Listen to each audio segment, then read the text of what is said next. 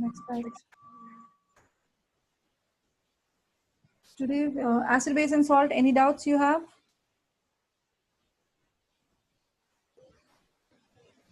Anyone? Any doubts?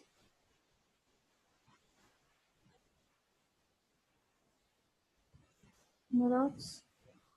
Fine. Then, yes.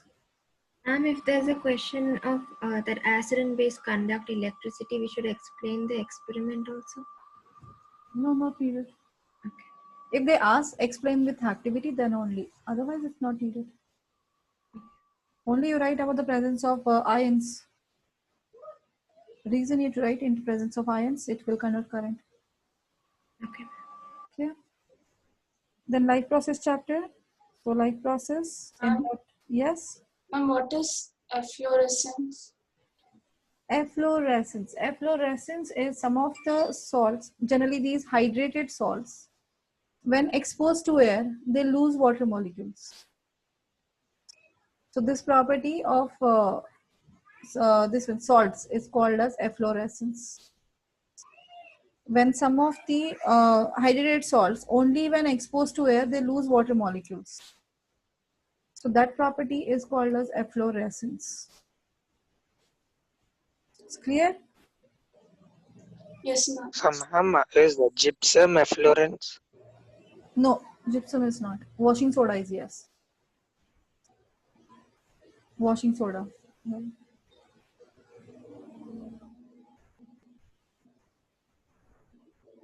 Any other doubts anyone has?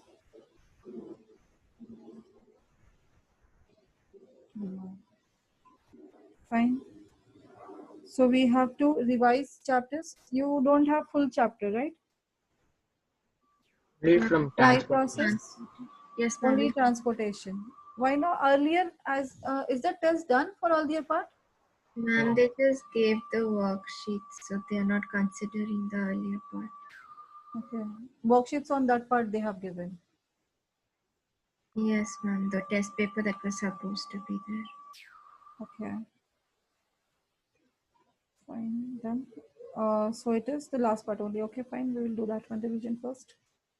Then the full chapter. So transportation.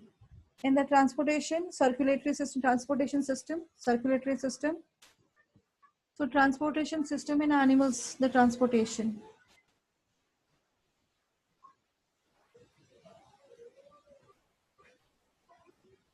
It consists of two systems, that is circulatory system and lymphatic system.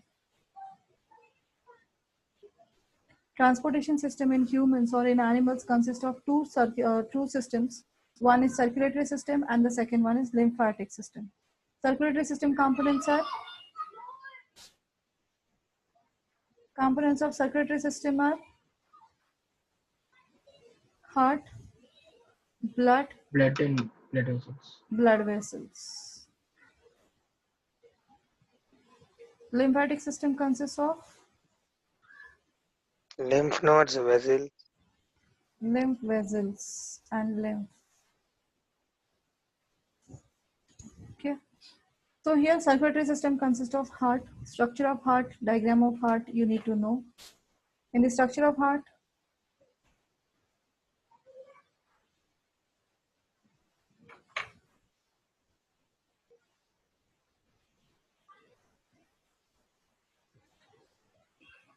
if you consider the flow diagram, so the middle part which divides the heart into two main halves is called as, this part is called as Oh, septum.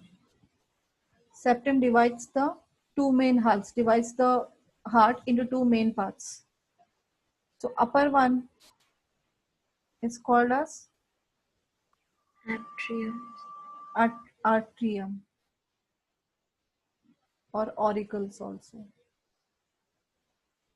And the lower parts are called as ventricles. ventricles. Okay. Now here there is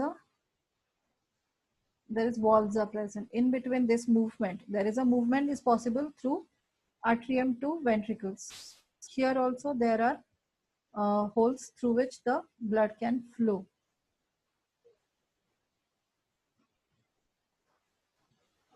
So there is a movement is possible through this walls.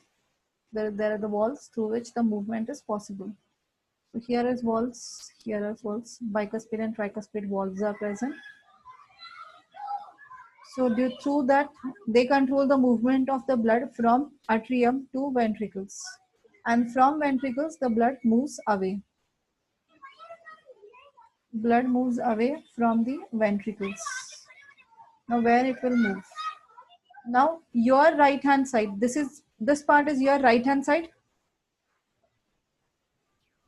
Yes. This part is your right hand side. So for the this in heart, you have to consider it is a left hand side. This is the left part, and this will be the right part. Exactly, our considerations is opposite is the heart, because we are considering the heart in front of us. So this is the left side of the heart, and this is the right side of the heart. Now in the right side part, there are the two openings, that is vena cava enters. At these two positions, here and here, there is an opening. Here is one opening and another opening is here. So these are the veins enters through the superior vena cava. This is superior vena cava, this is inferior vena cava. So vena cava collects the blood from different parts of the body and pour it into right atrium. Clear? And at the same time, the blood will enter from which part? This is a part of pulmonary vein. From the lungs, the pulmonary vein, through the help of pulmonary vein. Veins are the vessels which takes blood, carries blood towards the heart, whether it is a pulmonary vein or with normal veins. So all those veins or vessels carry blood towards heart. So on the right hand side, superior inferior vena cava, from different body parts, they pour blood into right atrium. At the same time, here pulmonary vein pours blood from lungs into left atrium. It's clear? Now this is happening when they are relaxed. So auricles are relaxed, they will gain blood. After that, what will happen? Now when they receive blood, they apply pressure on these walls. So these walls open, then these contract. So they contract, atrium contracts. So due to contraction, they pour blood into ventricles. Now ventricles will receive blood. Here it is impure blood, that is a deoxygenated blood, and this side it is oxygenated blood, because pulmonary vein has carried oxygenated blood towards the heart. So here oxygenated blood will enter into ventricle and deoxygenated blood enter into right ventricle. From this ventricles, now this is oxygenated, so it has to be transferred to the different body parts. So now from ventricles, the blood get poured into aorta, the biggest artery in the body, that is aorta. In the aorta, ventricles pumps blood. Oxygenated blood will pump into aorta. So here, oxygenated blood. And deoxygenated blood, which enters into ventricle, will be transferred to where it is get transferred. This is deoxygenated blood. So where it will go? Lungs. Lungs. It will go to lungs. So deoxygenated blood from right ventricle, it will transfer with the help of pulmonary artery. It will go to lungs. There the exchange of gases takes place. Carbon dioxide from this blood will be taken out and it is filled with oxygen. So that oxygenated blood enters through pulmonary vein into atrium. From that it will move to ventricles, and from the ventricles it is poured into aorta. Aorta then further divided into arteries. Arteries further divided into arterioles, and finally, with the help of capillary, it is transported to cell. So this is the full structure of heart, functioning of heart. Are you able to understand?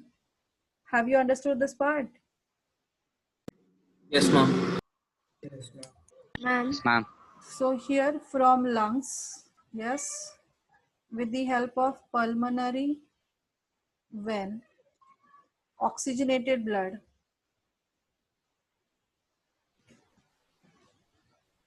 enters left atrium.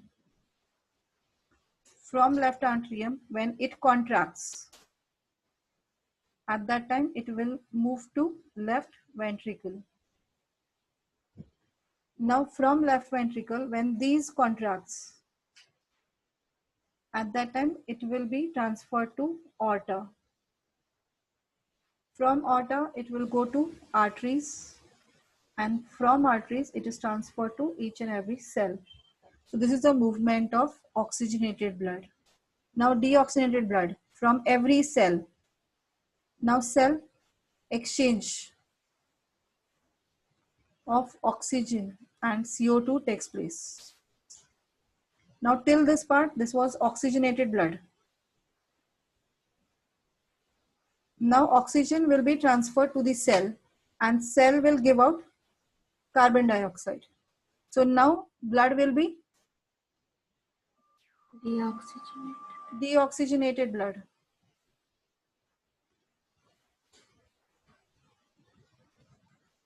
It's deoxygenated blood. So deoxygenated blood enters from cell through veins. It is moved to vena cava. So vena cava pours this blood into where they pour. Left atrium. Right now. Oh yes, like yeah. Yeah. Right atrium. So from right atrium, when these right atrium contracts, it will move to ventricles. Right ventricles, it will be transferred. From right ventricles, it is transferred to lungs back. This is deoxygenated blood.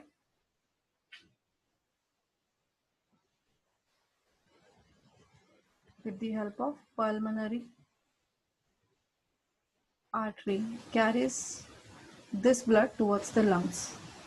And this way the full cycle completes. So here one time the blood enters the heart, and here this is the second time the blood enters the heart. So this is the full one cardiac cycle. Are you able to understand this? Now got to know what is exactly the cycle, cardiac cycle? Yes. Yes, ma'am. Okay, from lungs to lungs back. From lungs, it will come to the left side of the heart. From that, it will move to the arteries, to the cell. From the cells, it will again come back to right atrium. Deoxygenated blood enters the heart, right, then ventricles. And then from that, again, it will transfer to the lungs. So this full process is called as cardiac cycle. In every cardiac cycle, blood enters in the heart 2 times. So that process is called as double circulation. Clear? If you remember for the function, if you remember this path, this flow chart is enough. If you explain this flow chart, that's done. You're not supposed to do anything else. And sometimes they have asked only 2 mark question. They have asked only to draw the flow diagram of movement of oxygenated blood. So from lungs to cell, this flow diagram you have to draw only. Clear? Are you able to understand this part? Yes, ma'am. Everyone? Yes, ma'am. Yes, ma'am. Yes, ma'am. Yeah. Yeah, Shijita, now ask the doubt. What was your doubt? Ma'am, you told that in the heart, when the vena cava brings the deoxygenated blood, at that time even the pulmonary vein gets the oxygenated blood. So doesn't that happen once the deoxygenated blood comes? Only then that process happens, right? Both at a time. Otherwise, it will not be fast process. Both auricles will, at a time, they will relax. Both are auricles. They at a time relax. So when they relax, they receive at a time both the bloods, oxygenated and deoxygenated, both they will receive. At a time, they will contract. That is called systole, diastole. And then when they contract, at the same time, the blood will enter into ventricles. At the same time, they both will contract. So because it won't happen, that is the upper part is contracting, the right side will contract and the left side will relax. That won't happen. Everything, the lower, same position of the heart, the same time it will contract and same time it will. Only thing, upper is relaxing at that time, lower one is contracting. Only that is the difference. The upper one is when they contract, the lower one is relaxed, because upper one is contracting, that means they are pouring blood into the second one, the ventricles. So at that time, ventricles should relax so that they will receive the blood. Okay. But the atrium, both of them contract also together and they relax also together. Okay. Ventricles also, both the ventricles, they contract also at the same time, they will relax also the same time. Only opposite takes place in atrium and ventricles. When atrium are contracting, that time ventricles are relaxing. And when atrium are relaxing, the ventricles have contracted. So when the heart is, one second, when the heart is receiving blood in the atrium, at the same time, the ventricles are pumping blood into our arteries or in pulmonary arteries. So that means when this right atrium gives, the right ventricle passes on the blood to the lungs, at that time the left ventricle pumps the blood to the other parts of the body. Yes, both are happening same time. Okay. Thank you, ma'am. Okay, so that is systole and diastole, we call it as. Ventricles when contract, that is called systolic pressure. So they are pouring blood into the arteries, respective artery, aorta or pulmonary artery. So they are pouring blood. So that time the pressure in the blood in the aorta is too much. This is a high value. So that is called systolic pressure, which is 120 mm of Hg. And when the ventricles are relaxed, when they will relax, they are receiving the blood. So at that time, they are not pouring anything. So the pressure in the atrium is less. So that time it is called as diastolic pressure, which is a less pressure, 80 mm of Hg. Okay. Okay. Yeah, Shubha. Ma'am, so they asked flow diagram or schematic diagram, we should just draw like this, right? Schematic diagram is the proper heart diagram. Oh, flow diagram is just like Flow this. diagram is just the second one what I've drawn. Oh, okay. One by one, the movement path. Flow diagram is flow. You have to show the flow of the things. How the blood is flowing, from where to where it will flow, that you have to explain. Okay, ma'am, thank you. Okay, clear? Ma'am, for the schematic diagram, can we draw the first diagram which you drew? No, schematic when they have asked, you have to draw the proper heart diagram. Okay, ma'am. Schematic means the meaning of the actual diagram you have to draw. But if they have asked only the working, till now they have not asked the functioning of heart. They have asked only the double circulation process. So you have double circulation, simple flow diagram you are drawing. That is that box I will show you. I will show you right now also. That only you are drawing. Till now, they have not asked anything about the functioning of heart, working of heart. They have not asked such questions. But you should be ready. So at that time, only if you draw this flow diagram and only explain this much part is enough. Okay, at that time, you're not supposed to draw the heart diagram. At that time, you can draw either flow diagram or either this diagram if you show, that's enough. But if the question directly it is asked, draw the schematic diagram of heart, that means you have to draw the diagram. Actual diagram, you have to draw cross section of heart. Longitudinal section of heart, you have to draw there. Okay. Okay, ma'am. Now here there is a part, this middle part, which separates the two chambers of the heart. That is called septum. And septums ensures the separation of oxygenated and deoxygenated blood. Okay.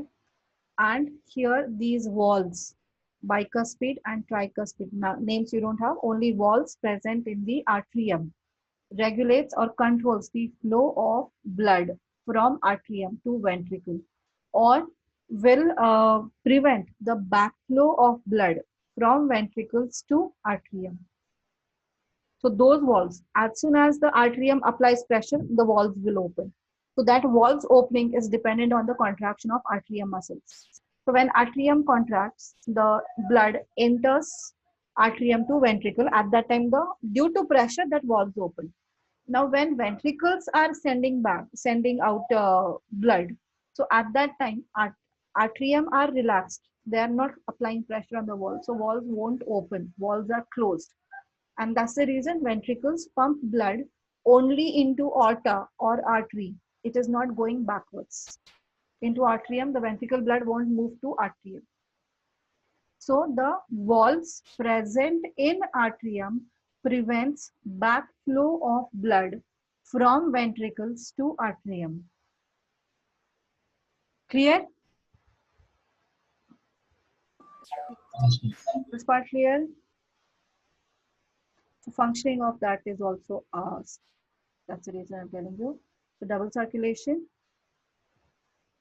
Now the next part, this is a working of heart you have seen. Now double circulation. Shreya, NR, are you there? There again, one student is missing. Shreya is not there. Shreya is also not there.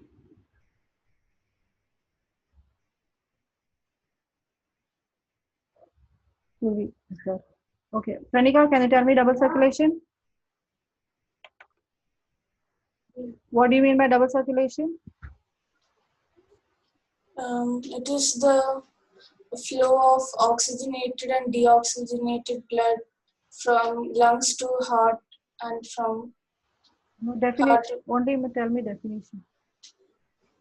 What do you mean by double circulation?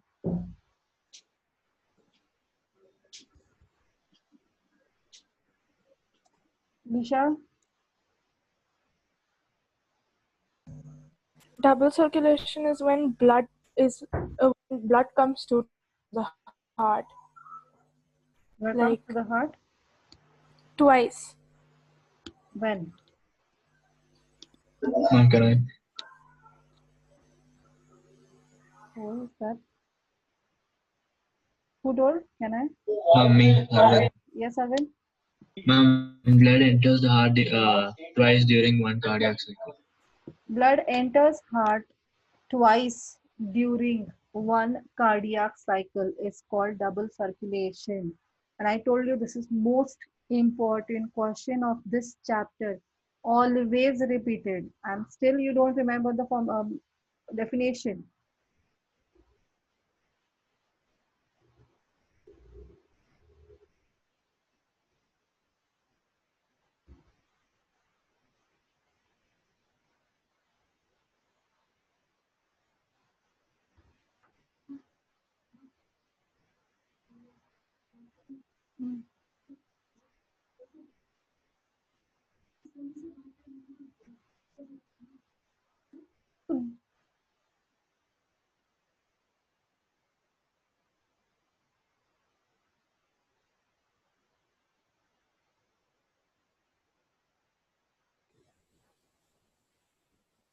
Is one cardiac cycle that is called as double circulation. Double circulation, you have to explain the movement of blood, not inside the heart, only outside the heart, how the movement is taking place, that you have to explain, not the inner part. So therefore, you have to explain this by this flow diagram.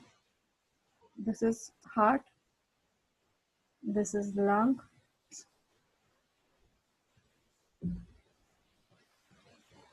and this is cell or tissue or organ. Cell or tissue. So here lungs to heart. Always see the right hand side, left part of the heart. The proper position also you have to manage. So lungs with the help of pulmonary vein. Pulmonary vein, the blood from lungs, oxygenated blood. Oxygenated blood with the help of pulmonary vein enters the left side of the heart. So from that, now it is auricle, ventricle, whatever the movement taken place. After that, the blood comes out, and then with the help of artery, it is transferred to cells. So this is artery. Oxygenated blood will be from heart, it is transferred to cell or tissue. There, exchange of oxygen and carbon dioxide takes place. Inside the cell, exchange of oxygen and carbon dioxide takes place. This means oxygen is taken in and carbon dioxide again mixed with blood. Now this blood is deoxygenated. So this blood, deoxygenated blood,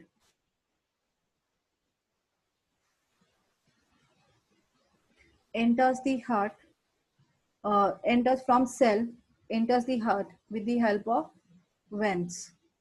So veins transfer the deoxygenated blood from cell to heart.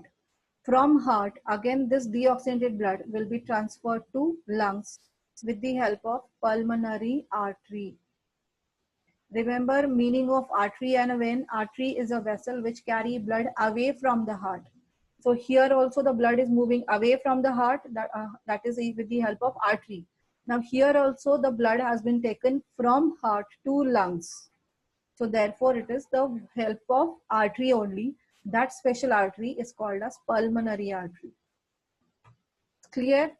This way the blood from lungs, oxygenated blood enters the heart, and the deoxygenated blood enters the heart one more time. So this is first time and this is second time. The blood enters the heart 2 times in this full cardiac cycle. This movement from lungs to heart to cell, again cell to heart to lungs. This movement is called as cardiac cycle. The upper movement, the movement of blood from lungs to heart, is called pulmonary circulation. This is called pulmonary circulation. And from heart to the system, or the different system, organ systems. So it is called a systemic circulation. It's clear? So if you explain this, this is the explanation needed for double circulation process. So double circulation, you are not supposed to tell anything about atrium or ventricles, where you are not supposed to explain anything. In double circulation, you are explaining only this flow diagram, the movement from lungs to heart, heart to cells, from cells to heart and heart to lungs. That's it. Clear? Is this clear? Yes, ma'am. Ma'am, so we don't explain about the pulmonary and the systemic circulation. Yeah, that is pulmonary circulation is lungs to heart movement, and the systemic circulation is from heart to tissues. Only thing here you are skipping, that is the earlier part, inside heart, contraction and relaxation of atrium or ventricles. That part you are not supposed to explain. Okay. Pulmonary word, if you don't use, that's fine. That's not a problem. If you don't use pulmonary circulation, systemic circulation, if you don't use, then also okay. Because in NCERT, they have not mentioned it. But in double circulation, 2 paragraphs you have to write. 1 points for pulmonary circulations. 2nd points are for systemic circulations. You have to explain along with this flow diagram. Clear? Yes, ma'am. Is this clear? This question is very, very, very important. In the first exam, that time life process, whenever it is there, it will be asked. Clear? Now, what is the importance of double circulation? Next important question, 2 marker. What is the importance of double circulation? What are the importance? How it helps to maintain blood pressure. Don't write only to maintain blood pressure. You have to write all the steps. So how it will help out? First, due to double circulation. Efficiency. Yes. Oxygen. First thing, or no, this one. Why mammals or aves, that is birds, have 4-chambered heart? Can you explain? Increases Ma'am, can I try? Can I explain? Okay. Ma'am, mammals and other birds have 4-chambered heart. But this is for separating the oxygenated and deoxygenated blood. Point number 1. Point number 2.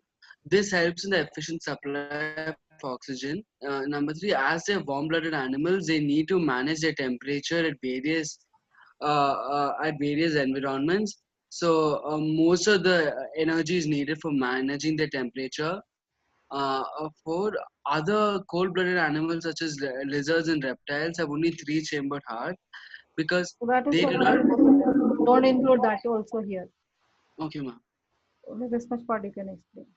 Due to separation of oxygenated and deoxygenated blood, the four-chambered heart helps in the separation of oxygenated and deoxygenated blood, due to which supply of oxygen will be efficient supply of oxygen will take place. That will help to produce increase rate of respiration to produce more amount of heat energy, which is utilized to maintain body temperature for warm-blooded animals like mammals and aves. It's clear?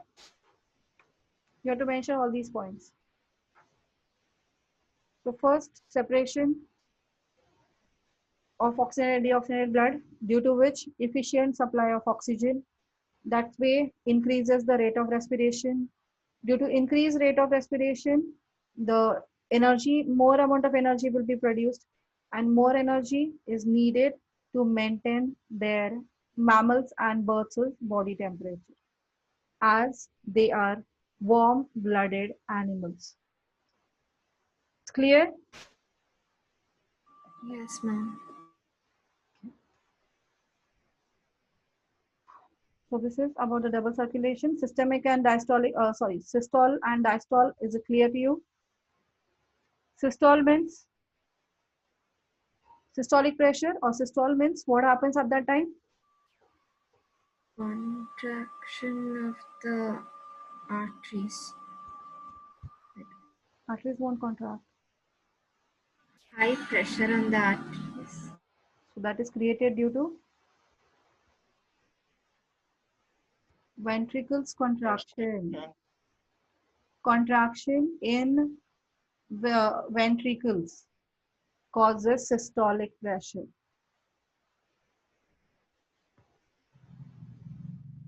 Here, ventricles contract. So that is systole. And ventricles relax. That time diastole. Pressure at the time of systole is systolic pressure, and the pressure at the time of uh, relaxation of ventricles, it's called diastole, diastolic pressure. Are you able to understand this? Remember, always ventricular contract and ventricles relax. Write down this, draw this flow diagram. That is important.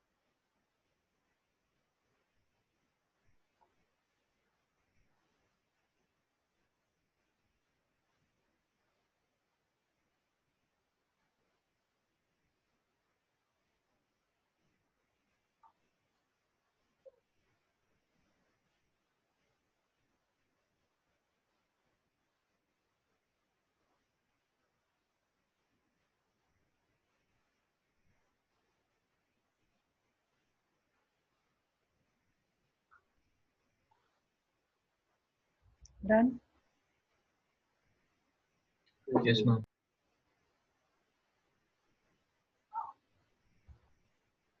The lymphatic system.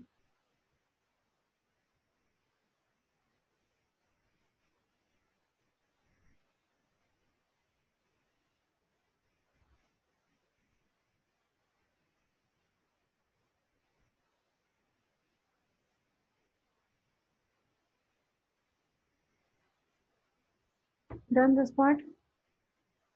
Arteries and veins, they are difference between arteries and veins. Arteries carry blood away from the heart and veins carry blood towards the heart. Okay. And Arteries carry oxygenated blood, veins carry deoxygenated blood, except in the case of pulmonary vein and artery. okay. Arteries have thick wall due to the high pressure, while veins do not have thick wall. Okay. And Arteries do not have valves, whereas veins have valves. yeah, veins have walls, arteries do not have walls. Arteries carries pressure, heart under pressure, so they have thick walls. Veins do not carry this one, blood pressure will not be there, so therefore they do not have. Sorry, the walls are thinner, they are not thicker, and they have walls. VALVS, valves, not wall. Okay.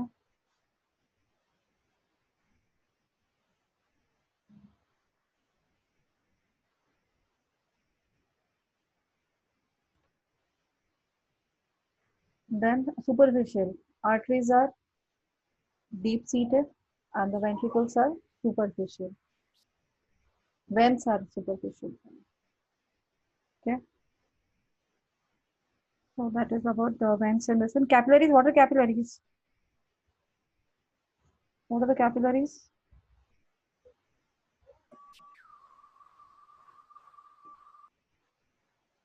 Ma'am, am I audible? Yes. Ma'am, so, okay, ma'am, can I tell the answer? Okay.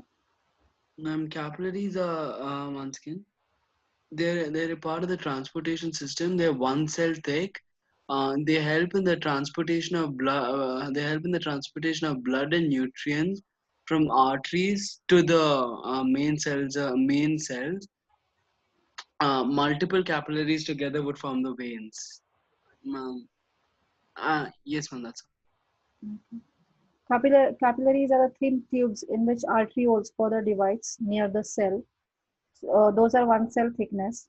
They are porous, so due to which exchange of gases can easily take place through capillaries. Exchange of substances will take place through capillaries between the blood and the different cells. And then arteries combine to form veins, which carries deoxygenated blood away from the tissues or cells. So that is capillaries. Then the next part is lymphatic system. So what is lymphatic system? Lymph is, what is lymph?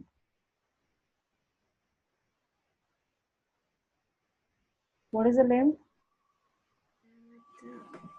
It is a transparent fluid which is formed when the some amount of plasma from the capillaries flow in between the cells, which are then collected by the lymphatic system. That's right.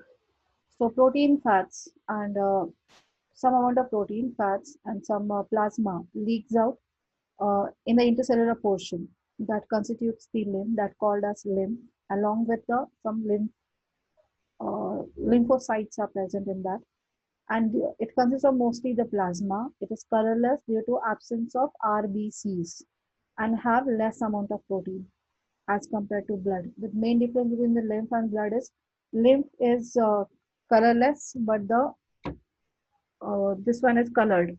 Blood is colored due to presence of RBCs, and the lymph has lesser amount of protein as compared to blood. These are the main 2 point difference between the blood and the lymph. This lymph colorless fluid enters the veins through lymphatic vessels. So that thing is again get poured into the veins. And these are unidirectional. The movement of this lymph is always unidirectional. That is from cell to veins. That's it. Cell towards the blood. It will not be again back. So it will not be the two-way connection. It is only one-way direction. Blood moves in both the ways, towards the tissues or away from the tissues, but the lymph will move only from tissue or cell towards heart. That's it. That towards the veins actually. So that is the only way, one way.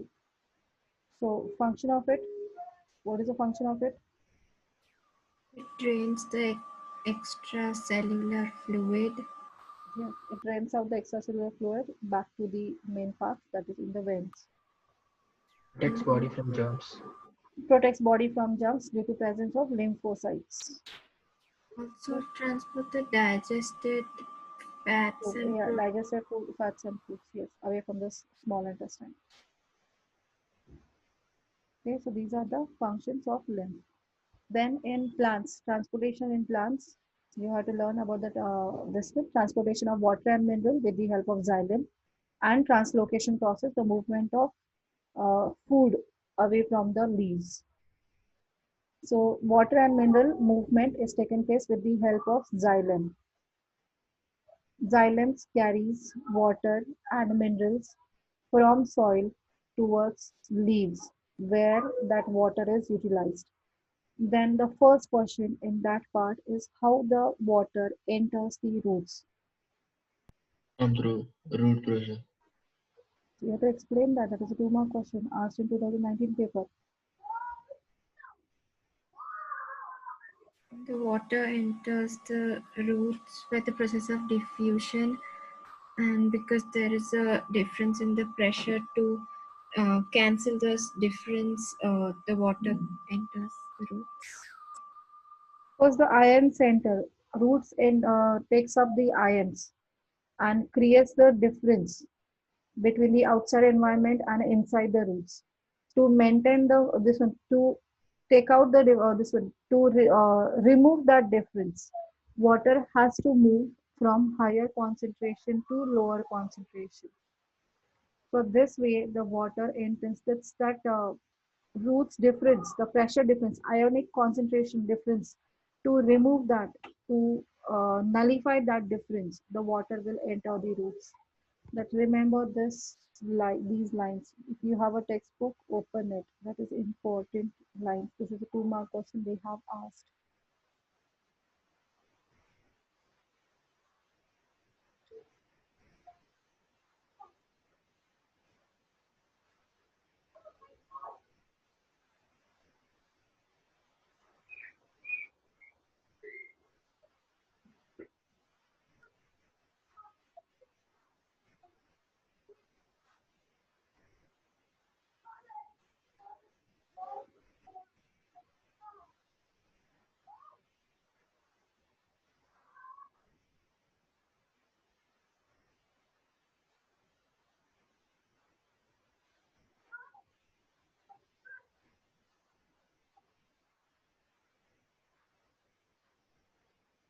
Here are the roots, cells in contact. Sorry, are you there? Are you able to see the book? Yes, ma'am. Yes, ma'am. Okay. So here the last 2 points. At the roots, the cells in contact with the soil actively take up ions. This creates a difference in the concentration of these ions between the root and the soil. Water, therefore, moves into the root from the soil to eliminate this difference. This means that there is a steady movement of water into the root system. To eliminate the difference of ions, the water has to rush in, creating a column of water that is steadily pushed upwards. So first from the soil, it will enter the roots. Now it will enter the stem xylem. So from stem xylem, how it will move upward. So this is the first step. That is, roots have absorbed water. Now it has to be transported to a great height. So that is done by suction pull. Ascent of sap we call it as, that is a suction pull is created. So which is creating a pull? That is transpiration process. So sucking pull, suction pull has been created by the process of transpiration. Leaves Due to presence of stomata, they are continuously evaporating water. Water from the leaves is continuously evaporated, and which creates the difference of water in the leaves and in the lower part of the xylem. The upper part of the xylem and the lower part of the xylem. Upper part, the water moves away. In the lower part, water is there. So there is a difference is created. And due to that difference, the suction pressure has been created in the stem xylem, which pulls water upward direction, which pulls the water in the upward direction. This is called ascent of sap or transpirational pull. So you have to explain this for the transportation between xylem and through the xylems, movement of water through the xylem. So here they have given. So the water which is lost through the stomata is replaced by the water from the xylem vessels in the leaf. In fact, evaporation of water molecules from the cells of leaf creates a suction which pulls water from the xylem cells of roots. The loss of water in the form of vapor from the aerial parts of plants is known as transpiration. So transpiration applies transpiration pull, suction pull, which pulls the water in the upward direction. So which helps in movement of water in the upward direction against the gravity. The different this one functions of transpiration are three functions of transpiration you should remember. First one is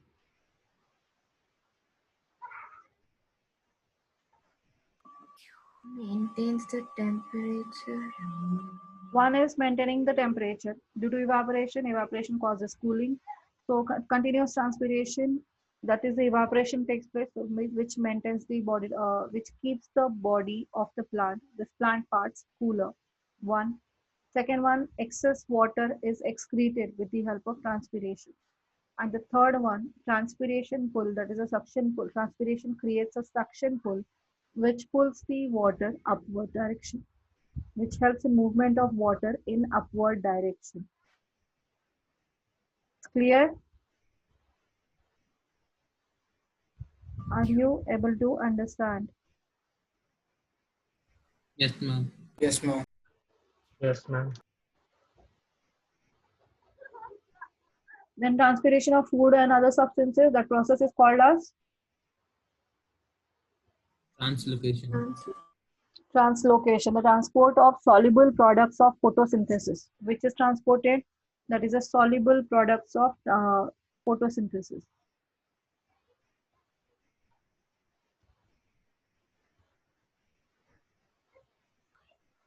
Soluble products of transport, photosynthesis is called as translocation, which takes place with the help of phloem tissues, vascular tissues, that is phloem. Besides the product of photosynthesis, phloem transports, remember this, underline this, amino acids and other substances as well. These substances are especially delivered to the storage organs of roots, fruits, and seeds of growing organs. Translocation of food and other substances takes place in the sieve tubes with the help of adjacent companion cells, both in upward and downward directions. The phloem movement of substances through phloem is bidirectional, but in xylem it is unidirectional. It's clear? And this will take place by utilizing energy, that is by creating osmotic pressure. The translocation, you remember from this. The translocation in phloem is achieved by utilizing energy. Materials like sucrose is transferred into phloem tissues using energy from ATP. This increases the osmotic pressure of the tissue, causing water to move into it. This pressure moves the material in the phloem to tissues which have lesser pressure. This allows the phloem to move materials according to plant's need. So this is the movement, translocation process explained.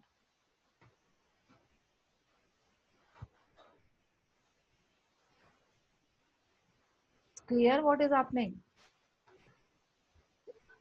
Translocation, the movement of food taken place in utilizing energy. Sucrose, which is present in the phloem tissues, using it can be transported using ATP molecules. So when the sucrose enters, so at that time osmotic pressure is created, and the this one and that osmotic pressure outside will be lesser. At different places, it is lesser. So the movement of the food will take place from lesser pressure to higher pressure. So by use of energy, it is transported against the concentration gradient.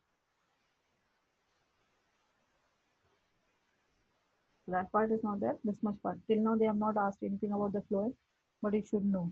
Xylem water transportation, they have asked for 3 marks. Clear? Are you able to understand? Yes, ma'am. Yes, ma'am. Why others are not able to unmute their mic? Only why 2 or 3 students are only unmuted? That much also laziness you people have.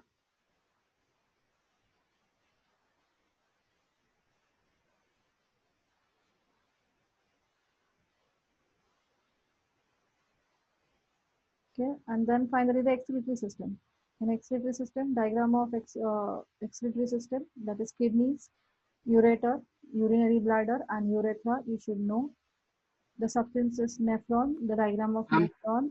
Yes. Will they ask diagram of nephron? Last year only they have asked. 2020 they have asked. Like drawing. The drawing I have given in the this one, no notes. Draw that one. That is okay. Okay, like that one. Yeah, that you can draw. That much you can draw. This is a textbook drawing. You are not supposed to do.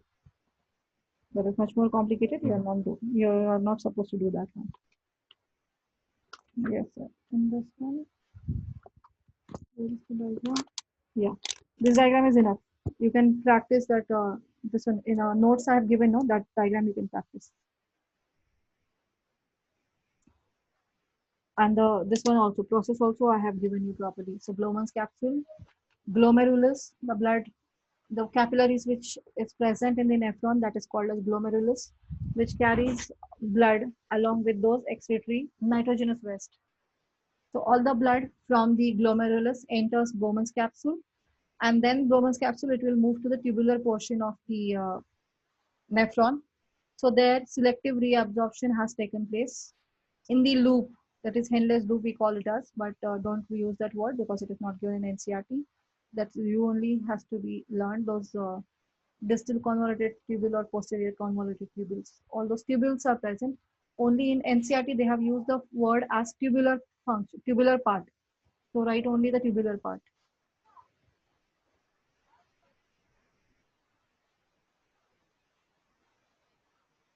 Nitrogenous wastes such as urea and uric acid are removed from the blood in the kidneys.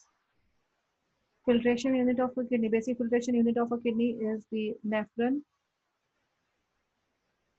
Cluster of very thin walled blood capillaries are present. Each capillary, that is, it is a glomerulus. Each capillary cluster in the kidney is associated with cup-shaped end of the coiled tubes called as Bowman's capsule. That collects from the glomerulus, the blood enters Bowman's capsule. Each kidney has large number of these filtration units called nephrons packed close together. Some substance in the initial filtrate such as glucose, amino acids, salts, and major amount of water are selectively reabsorbed. You have to remember the names of these substances which are selectively reabsorbed as the urine flows out of the tube. And then how much? The amount of water reabsorbed depends on how much excess water there is in the body and on how much dissolved waste has to be secreted. So amount of water present in the urine is decided by how much amount of water is present in the body, and the second one, it is how much amount of the dissolved salts has to be removed, how much amount of urea, uric acid has to be removed. So it depends on that. The amount of water to be excreted is depends on these two factors. 1 mark question, they can ask this. The urine forming in each kidney eventually enters the long tube, that is ureter. So they are not explain anything. So only thing, it will enter here Then it is selective reabsorption has been done inside this coiled portion. There is a tubular portion. And then the remaining part, that is urea and uric acid, is produced, combines together to form urine. So that urine enters into the collecting duct. All collecting ducts connected to the ureter. So from the ureter, now it will come out of the kidney and stored in the urinary bladder for some duration, and then it is excreted out. And that controlling the pass, urine is stored in the urinary bladder until the pressure of the expanded bladder leads to the urge to pass it out through the urethra. And this is done by muscles, involuntary muscles are present. So the sphincter muscles. The bladder is muscular, so it is under nervous control. That is because this is sphincter muscles are present in this one. As we have discussed elsewhere, that is a sphincter muscles. As a result, we can usually control the urge to urinate because the nervous control, the sphincter muscles are under control of nervous system. So they control the urge of urination. Clear? So this is part.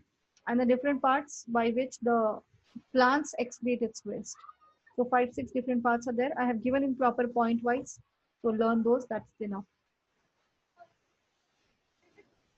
It's clear? Yes, ma'am. Yes, ma'am. Okay. This part is done. The life process is done. Any doubts you have?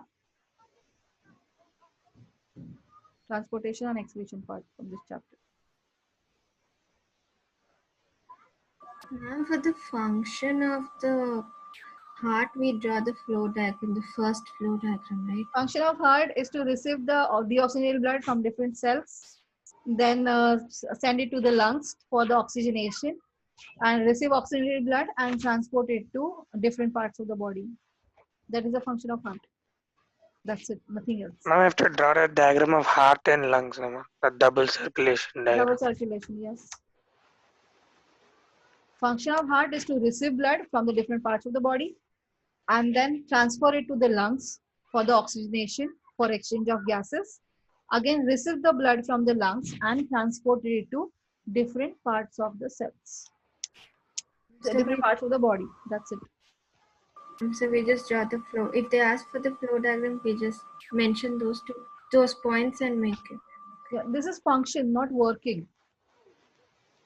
Working is different. This is a function of heart.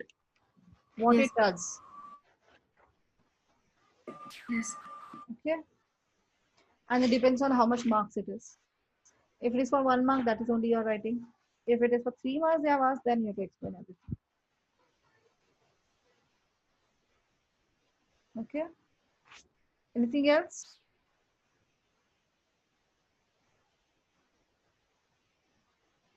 Anything else you want to ask me from this chapter?